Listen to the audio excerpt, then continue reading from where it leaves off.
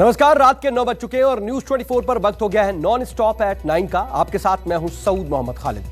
सबसे पहले आज बात अहमदाबाद की, जहां पर कोरोना का कहर इस कदर फैलता जा रहा है कि मरीजों को ना तो अस्पतालों में यहां बेड मिल पा रहे हैं, ना ही जीवनदायिनी इंजेक्शंस। यहां तक कि मरीजों को अस्पताल ले जाने के लिए 108 एम्बुलेंस तक नसीब नहीं हो पा रही है।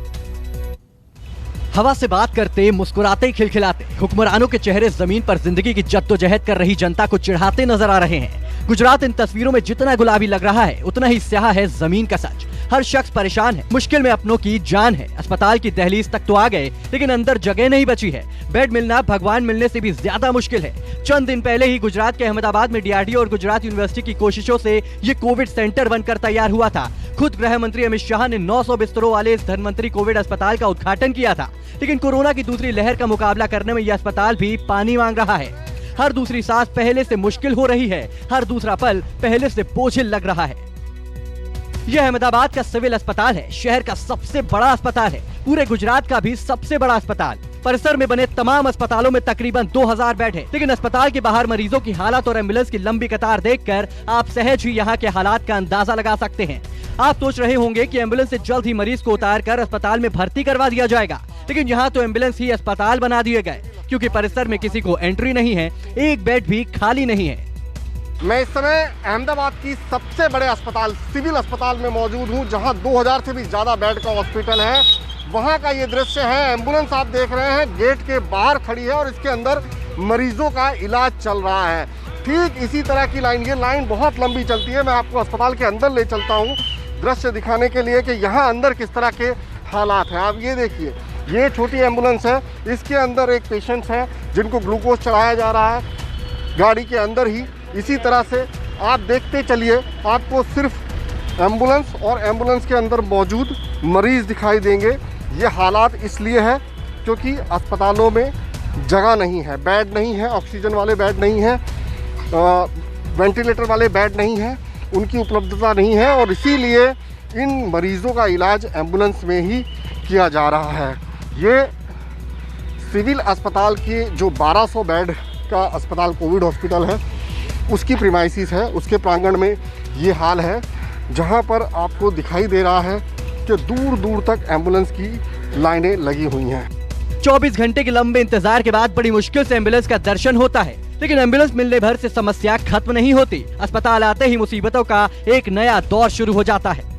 2 घंटे से खड़े और 1 घंटा और लगेगा। 1 घंटा और लगेगा? हाँ जी सर। और पेशेंट को लेने के लिए जो कॉल आया था उसको कितनी देर बाद मिला था, कुछ आइडिया है आपको? वो तो पता नहीं, लगभग 12 घंटे के बाद 12 मिली। घंटे के बाद मिला। मेरी सिस्टर क्रिटिकल थी तो मैं प्राइवेट में अपना व्हीकल करके ले गया था, तो वहाँ एडमिट कर दिए थे। ऑक्सीजन की ज़रूरत थी, अब वेंटिलेटर की ज़रूरत है।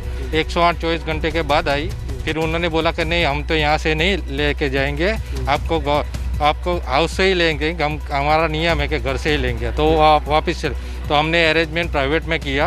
अब ऑक्सीजन ख़त्म यहाँ होने को आया तो अंदर जाके बोला तो क्या अपने आपको अरेंजमेंट करना पड़ेगा, यहाँ से नहीं, आपको बाहर से ही अरेंजमेंट करना पड़ेगा ऑक्सीजन की बोतल को। यहाँ से नहीं देते, यहाँ से अंदर वाले को ही देते।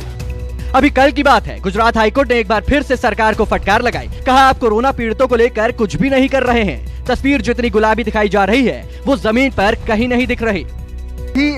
सरकार ने हाई कोर्ट में एफिडेविट दिया कि उनके पास पर्याप्त सुविधाएं हैं, लेकिन हाई कोर्ट ने सरकार को लताड़ लगाई और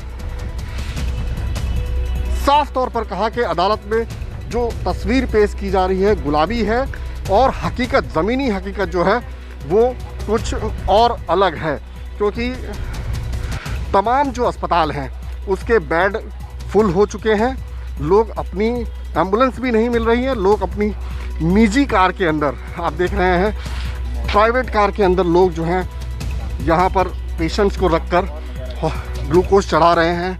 लगभग तमाम अस्पताल के जो बेड हैं वो फुल हो चुके हैं। निजी और सरकारी तमाम अस्पतालों को मिलाकर करीबन 150 के आसपास जो हैं ऑक्सीजन बेड वही अब खाली हैं। और इसके अलावा सबसे बड़ी दिक्कत ये पेश आ रही है कि जो नगर निगम के अस्पताल हैं वहाँ पर अगर 108 में मरीज़ नहीं आता है तो उसे एडमिशन नहीं मिलता है। निजी वाहनों में आने वाले मरीज़ों को एडमिशन नहीं दिया जाता और 108 को अगर फ़ोन भी किया जाए तो उसकी उपलब्धता भी इसलिए कम हो गई है कि आप देख रहे हैं कि सारी की सारी 108 की एम्बुलेंस जो हैं वो इस तरह से मरीज़ों के लिए अस्पताल बनी बैठी हैं। तो ये जब कॉल आता है तो ये उपलब्ध नहीं हो पाती है। इससे पहले 12 अप्रैल को सुनवाई के दौरान हाईकोर्ट ने गुजरात सरकार से पूछा था कि जब ऑक्सीजन और बेड पर्याप्त हैं, तो फिर लोग लाइन में क्यों खड़े हैं। भूपेंद्र सिंह, अहमदाबाद, न्यूज़ 24। बात राजस्थान की करें तो सबसे बड़े सरकारी डेडिकेटेड कोविड अस्पताल RUHS में अब एक भी बेड खाली नहीं है। आलम यह है कि अब मरीजों को अस्पताल के बरामदे में बेड लगाकर इलाज किया जा रहा है।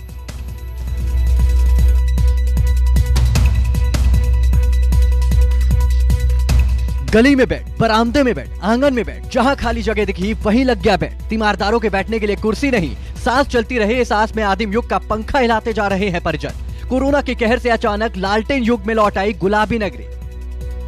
धर्मशाला की तरह नजर आ रही है तस्वीर गुलाबी शहर जयपुर और राजस्थान के सबसे बड़े कोविड डेडिकेटेड सरकारी अस्पताल RUHS यानी Rajasthan university of health and science की है। अस्पताल के सारे वार्ड में बने 1200 बेड जब फुल हो गए तो प्रबंधन ने बरामदे और आंगन में ही बेड लगा दिए। गनीमत यह है कि मरीजों को ऑक्सीजन का सिलेंडर मिल गया, वरना तस्वीर और भी बुरी हो सकती थी। बाकी सब तो आप देख ही रहे हैं। तीमारदारों के बैठने की कोई व्यवस्था नहीं है। भीषण गर्मी में भी इन्हें बिजली के पंखे नसीब नहीं, लेकिन मरीज की मुश्किल कम हो इसके लिए तीमारदार खड़े खड़े हाथ वाला पंखा हिला रहे हैं। कोई मरीज के एक बेड पर ही कोने में बैठ गया। इसी बीच अचानक कोई स्ट्रेचर गुजरता है जिस पर लेटा मरीज दम तोड़ चुका होता है। पूरे दिन में 50 से 60 बार ऐसी तस्वीरें दिख जाती हैं।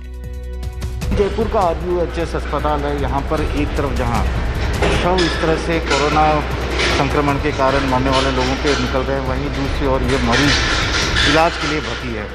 सबसे बड़ी बात है यहाँ के सभी वार्ड फुल है। 1200 बेड की क्षमता है, लेकिन सभी फुल है। तो ऐसे में गैलरी में यदि देखा जाए या जो यहाँ का बरामदा है वहाँ पर भी बेड लगा दिए गए हैं। और ये देखिए हवा खिला रहे हैं। हवा की भी व्यवस्था नहीं है, गर्मी की है। पंखे हाथ से अपने अपने घरों से पंखे लाए हैं और ये पंखे इस तरह से हवा खिला रहे हैं। शायद पहले पुराने ज़माने में आपने जब बिजली की किल्लत थी, गांव तक बिजली नहीं पहुंची थी, तो इसी तरह के नज़ारे देखने को मिलते थे। लेकिन ये राजस्थान के सबसे अत्याधुनिक और सबसे बड़े कोविड डेडिकेटेड सेंटर का नज़ारा है, जहाँ लोग अपने घरों से इस तरह से पंखा होता है ऐसे हाथ पंखा लेकर आए या इस तरह से।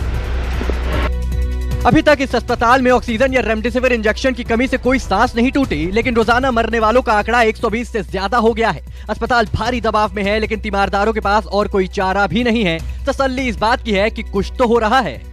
इलाज वगैरह प्रॉपर मिल रहा है आप लोगों को यहाँ पर? सर मिल रहा है, हर तो मिल रहा है, बट फैन नहीं है। फैन नहीं है तो आप इस पक्के से हवा खिला रहे हैं? पक्के से आप रहे हो, यहाँ बैठने की चेयर भी नहीं कि पेशेंट के साथ बैठना पड़ रहा है। सर मिल रहा है, हर तो मिल रहा है, बट फैन नहीं है। फैन नहीं है तो आप इस पक्के से हवा खिला रहे हैं? पक्के से आप रहे हो, यहाँ बैठने की चेयर भी नहीं कि पेशेंट के साथ बैठना पड़ रहा है। यहाँ ऑक्सीजन वगैरह की प्रॉपर सप्लाई हो रही है आप लोगों को? प्रॉपर सप्लाई हो रही है, लेकिन हवा खिलाने की थोड़ा सा तो प्रॉब्लम। देखिए ऑक्सीजन की भी यहाँ पर नियमित रूप से सप्लाई है। ये शायद अच्छी बात है कि इस सबसे बड़े अस्पताल में कम से कम अब तक इस तरह की कोई बड़ी समस्या नहीं आई है। लेकिन ऑक्सीजन की कमी के चलते 3 लोगों की मौत की खबर भी सामने आई है प्राइवेट हॉस्पिटल में। लेकिन सरकारी हॉस्पिटल में इस वक्त काफ़ी हद तक यदि बेड मिल जाता है किसी संक्रमित मरीज को, तो शायद उसके लिए इलाज की सबसे बेहतरीन व्यवस्था मिल रही है। अस्पताल में बेड नहीं होने के कारण दरवाजे को बंद कर दिया गया है। जो मरीज उम्मीदों के साथ यहाँ पहुँच भी गए, उन्हें एम्बुलेंस से उतारने की मनाही है। मरीजों के परिजन पथवास होकर इधर से उधर दौड़ रहे हैं। जीवन रक्षक इंजेक्शन रेमडेसिविर की किल्लत भी लोगों की परेशानी बढ़ा रही है। मेडिकल स्टाफ सुरक्षित रहे, इसके लिए चप्पे चप्पे पर पुलिस की तैनाती कर दी गई है। भले इस वक्त राजस्थान में रिकवरी रेट 71% है, बावजूद इसके अस्पतालों में बेड की लगातार कमी आ रही है। मरीजों को घंटों तक इसी तरह से एम्बुलेंस में यहाँ पर बैठकर इंतज़ार करना पड़ता है कि कब उन्हें यहाँ पर बेड मिलेगा या भी नहीं। लेकिन सबसे बड़ी बात है कि डॉक्टर खुद चाहकर भी इन लोगों की सहायता नहीं कर पा रहे हैं, क्योंकि लगातार मरीजों की तादाद में इसी तरह से हर रोज़ वृद्धि हो रही है। और इस दौरान 121 लोगों की संक्रमण के चलते राजस्थान में मौत की खबर ने भी सबको सहमा कर रखा हुआ है। फिलहाल तो यही कहा जा सकता है कि राजस्थान में जो नया कोविड केयर सेंटर बना है, उससे उन मरीजों को तो राहत मिलेगी जिनमें संक्रमण कुछ हद तक कम है या जिनके शुरुआती लक्षण हैं, लेकिन वह भी अब तक पूरी तरह से शुरू नहीं हो पाया है। और उसका भी मुख्य कारण यही बताया जा रहा है कि वहाँ पर न तो पर्याप्त संख्या में मेडिकल स्टाफ मौजूद है, न दवाइयाँ मौजूद है, न ऑक्सीजन मौजूद है और न ही वेंटिलेटर। यही कारण है कि वह सेंटर 72 घंटे बाद अब तक भी पूरी तरह से शुरू नहीं हो पाया। तो इन सब के बीच अब राजस्थान में ऑक्सीजन कमी से मरीजों की मौत भी होने लगी है। हालांकि अस्पताल का दावा है कि जिन 4 लोगों की मौत हुई है उनकी हालत पहले से ही नाजुक थी, लेकिन मरीज के परिजन इसे लापरवाही बताकर हंगामा करने लगे। जाहिर है अगर संक्रमण की रफ्तार थमी नहीं तो जयपुर में आने वाले दिन और भी ज्यादा डरावने हो सकते हैं। KJ Srivastava, Jaipur, news 24। तो यूपी से लेकर दिल्ली तक अस्पतालों में बेड और ऑक्सीजन की कमी और किल्लत लगातार बरकरार है। कई अस्पतालों के गेट पर नो बेड पोस्टर चस्पा कर दिया गया है, तो रिफिलिंग सेंटरों पर भी ऑक्सीजन के लिए लंबी लंबी कतारें लगी हुई हैं। कांग्रेस नेता राहुल गांधी ने लोगों को हो रही इस तरह की तमाम मुसीबतों को लेकर केंद्र सरकार को आड़े हाथों में लिया है।